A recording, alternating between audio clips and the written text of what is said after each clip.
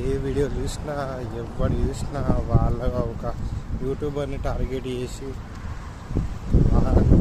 వీనాడు వీని వాడినాడు దానికి రేట్లు బ్లాగ్స్ తొడగూర బూతులు ఇవే వేసుకొని తప్పించి ఏ కంటెంట్ ఏం చెప్తారో ఎవడి కూడా అర్థం ఎవడో అసలు ఆడ ఎవడో తెలియనోడు కూడా ఇప్పుడు పాపులర్ అయిపోయి వాడి గురించి వీడు కామెంట్ చేసిండు వాడు ఇట్లా అన్నాడు వాడు ఇట్లా అన్నాడు కానీ ఎవడెవడో పాపులర్ అయిపోతుర్రు. ఎందుకు చెప్తుర్రో తెలియదు, వీళ్ళు ఎందుకు తిట్టుకుంటారో తెలియదు.